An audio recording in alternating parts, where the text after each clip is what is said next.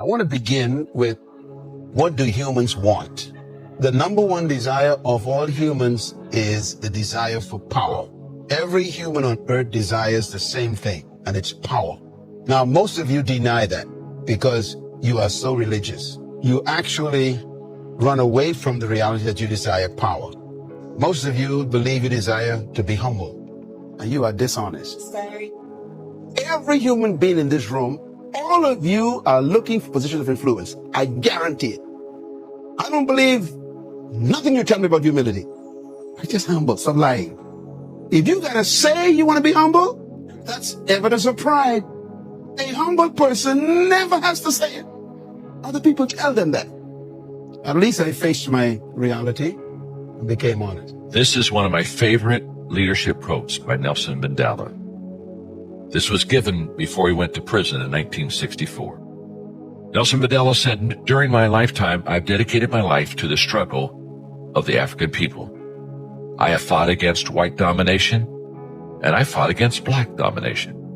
I've cherished the ideal of a democratic and free society in which all people live together in harmony and have equal opportunities. It's an ideal which I hope to live for and to see realized. But my Lord," he's talking to the judge, "if it needs be, it's an ideal which I am prepared to die." Religion actually teaches you not to be yourself. It makes you apologize for being who you really are. As a matter of fact, religion encourages hypocrisy. It forces you to deny the truth about yourself under a false sense of humility.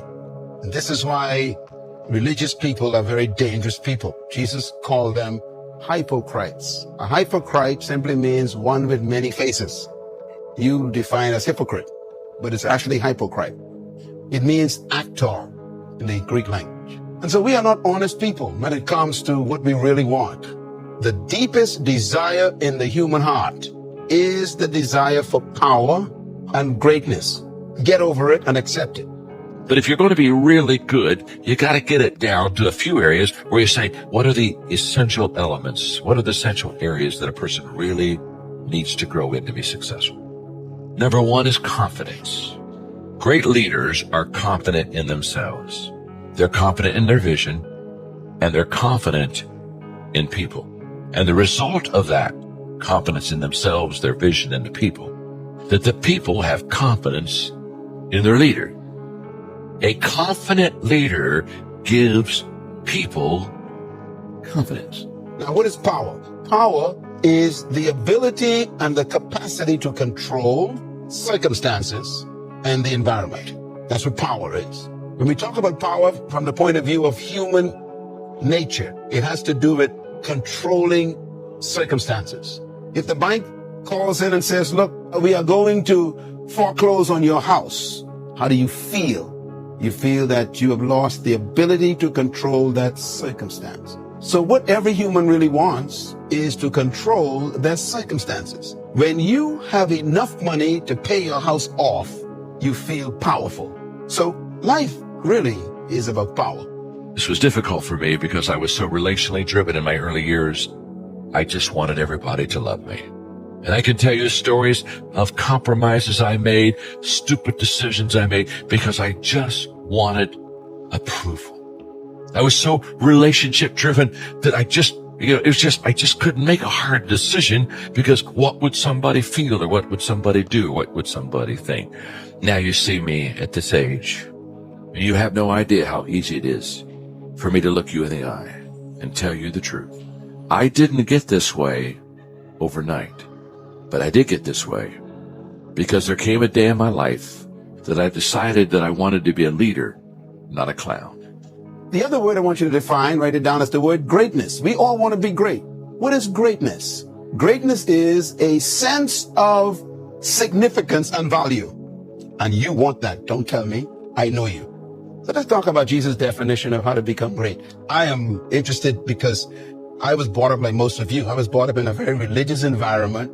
I was taught to be low and humble at his feet. My father was a Baptist pastor. We didn't go to church meetings because we wanted to. So don't talk to me about religion. My father was the pastor. I was required to be in church or I would die. 3 times a week, sometimes 4. Religion? I'm an expert. And I was told that poverty keeps you humble. So I hated money because I wanted to be holy. And I was convinced by my religious upbringing that you should never desire to be the leader. You must never desire to be great, never desire to be important, and don't ever use the word I. You were taught that. If you use the word I too much, they say you are selfish. It's all over the world. I respect my father more than any human being in this world. He's truly the greatest man I know. I was in an organization that was hurting my growth.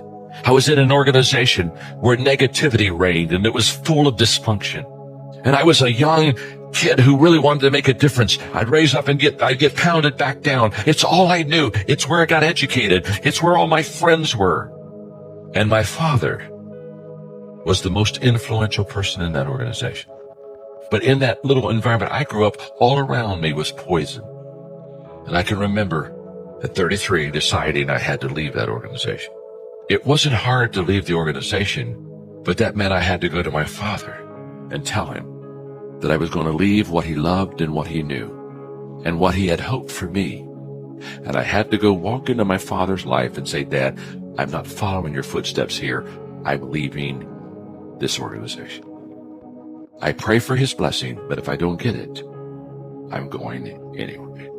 And I said goodbye to the people I knew and to the school I knew and to the church I knew and to the culture I knew. And I looked at my father and I said, Dad, I'm going.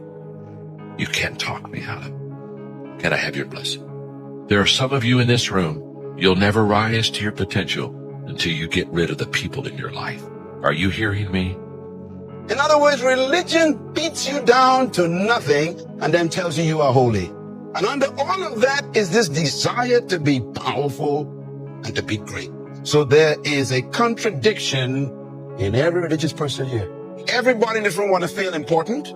Don't deny it. You want to feel valuable and you want to feel significant. That's why you wear the hairstyle you wear.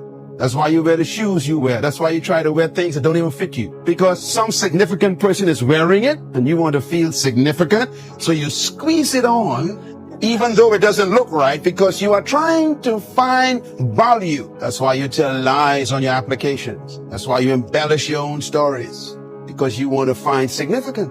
Listen, don't pretend. Be honest. There's a popular cliche that says you don't know what you can do until you try. I like that you never try until you know what you can do. Confidence releases the risk. The number one confidence killer is low self-image. I don't think I can rises from a deeper I don't think I am.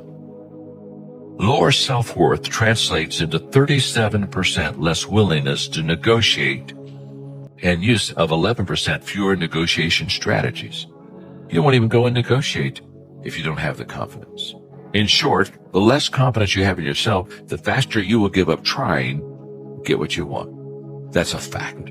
I want you to remember this. The desire for leadership, greatness, and power is natural. If you don't desire to be great and you don't desire to have power, you are not normal. And we got to understand this. This is what we've been sold. We've been sold a lie. We've been taught that you shouldn't desire to be great. So we feel guilty all the time. We've been convinced that we should not desire to be significant or to feel valuable. Matter of fact, we actually lie to ourselves. Other people saying, I don't want anything. I just want to serve the Lord. Stop lying. And every human is driven by this. That's why there are gangs in your community. That's why your kids join gangs. They're looking for power and greatness. Pastors do it all the time. Why do you really want to be on TV? You're looking for power and greatness, and it's natural. Jesus Christ understands this. The concept of leadership and greatness presented by Jesus is what I call a paradigm shift. Your desire for greatness and your desire for power was God-given, and you lost it. And you've been trying every possible alternative to get it back. That's why people carry guns, to feel powerful. That's why people will sell their bodies for promotion on the stage of entertainment. They're looking for significance. And God knows that. Fear is another killer of confidence. You see, confidence comes from not always being right, but not fearing to be wrong. When you run into a confident person, the confident person isn't always right. They just don't fear being wrong. I can tell you every day, I'm confident about a lot of decisions. Now, some of the decisions I'm confident about aren't the best decisions, but I don't look at myself and say, well, what happens if I fail? What happens if I'm wrong? It just doesn't bother me. I don't fear that failure. When I see a person that quits quickly, they have low self-confidence, low self-esteem. That's why they quit. So Jesus comes to solve our problem of the desire for greatness and power. So I want to read his exact words concerning a seminar he had on how to become great, how to become a leader in your field, and how to become significant. You'll be amazed what I'm going to show you in a minute. In other words, his number one goal was to show you how to become the controller of your circumstances, how to become the leader in your environment. Every human wants to be the leader. That's why they complain about leaders. You criticize your leaders because you prefer to be one. That's why you talk about your pastor all the time. You really want to be the pastor. You think you can do a better job. You think he don't know what he's doing. Matter of fact, you are so smart. You got your PhD and this and that. You wondering, why did God choose this person? I am so much better. That's why you criticize. You really want to be the leader. And that desire is natural. The third confidence killer is other people's opinion of you. That will suck confidence out of your body. If you worry about what people think of you, it's because you have more confidence in their opinion than you have of your own. Let's read what Jesus said about greatness. Matthew chapter 10 is actually a leadership seminar, like this one. And the teacher was Yeshua. He was with his students one day. That's what disciple means, students. And he had chosen 12 of them to mentor. 2 of them, they sent their mom. This is their mom. Now we know he's going to listen to a woman. And you know how to tell the story. We are your children. So go there and, make a way before the other guys beat us to it. Why? We want to be great. Desire for greatness. So it says, the mother of Zebedee's sons. You know who they are, right? James and John. And it says, she came to Jesus with her sons. Now, wait a minute, the guys are with her and they're afraid to talk. I don't want nobody to think I want to be great, but go ahead, talk. They are with her and she is talking on their behalf. The 3 qualities of a grounded leader are humility. They have an understanding of their place in light of God and others. Authenticity. They are comfortable in their own skin. And 3, they have a calling. They have a purpose that is bigger than themselves. The second G is growing. The great leaders are growing. They have a hunger that makes them stretch. A growing leader is a little wiser today than he was yesterday. He never stops learning. He never stops reflecting. He's not afraid of change because he knows that growth is dependent on it. He is more concerned about getting better than being perfect. He is constantly looking to improve himself and the people around him. And you can do it. And it says, she knelt down before him and asked him a favor. A what? A favor. In other words, manipulation. She's jockeying for position for her sons. You gotta read the Bible very carefully, man. This is up to date. This is still going on now. There are people in your company, in your organization, who are jockeying for position, and they got people speaking for them. Jockeying for position. At the age of 30, I basically said this: I will first help others get what they want and what they need. Then they will help me get what I need. My wonderful friend Zig taught me that. Courage is the most important of all virtue, because without it, you can't practice any other virtue with consistency. People don't follow titles, they follow courage. Now, watch what happens. Jesus asked the question. He said, what do you want, woman? She said, grant me that one of these 2 sons of mine, one will sit on your right and the other sit on your left. In other words, you're going to be the king. Forget the other 10. We're looking out for ourselves. She was one of them mothers looking out for their children. I wonder why. Maybe she is one of those mothers who want their son to be a football player so she can get the check. It's called fringe benefits of parents. Their mother's not looking for them kids. So she's looking out for these boys, and they're right there. And she said, now I want one of my boys to sit on your right, one on your left. Watch this. When you come into your kingdom, she recognizes that Jesus Christ is a politician. He is the leader of a government. And she wants her boys to be deputy prime ministers. And she wants to get it in early before the other 10 realize what happened.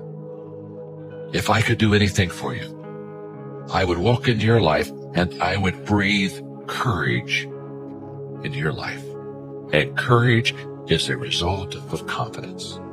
You have never seen a courageous person that didn't have confidence. It is not the difficulties that defeat us. It's the lack of confidence in ourselves that defeats us. Confidence is the cornerstone of leadership. Write this down. The secret desire of all humans is what? Positions of influence. That's what she was looking for her sons. Or that's what they were looking for through her. They were looking for what? Influence. Influence is leadership. Jesus turned to her and he said, you're asking the wrong question. Let me prove that. Verse 22 of Matthew 20 says, you don't know what you are asking. See, he says, you asked the wrong question. Your question was, how do we get to sit where you sit? Wrong question. If you want to be a leader and want to be great and want to have power, you don't pursue them. And you never ask the person who has them to give them to you. Wrong question. And then he says, here's the question you should have asked. Can you drink the cup that I am going to drink? My growth journey from here to there has been often lonely. The reason is that I'm willing to admit wrong because of my desire to grow and change. Growth is a result of bad habits dropped, wrong priorities changed, and new ways of thinking embraced.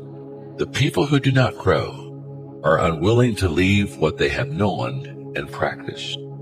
They're not willing to admit wrong so they can discover what is right.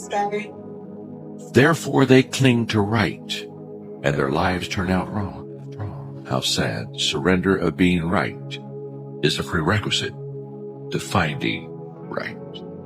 The question is never, how can I sit where you are?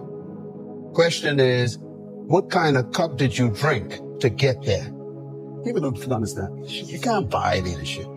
No one can give you leadership. Wrong question, he says.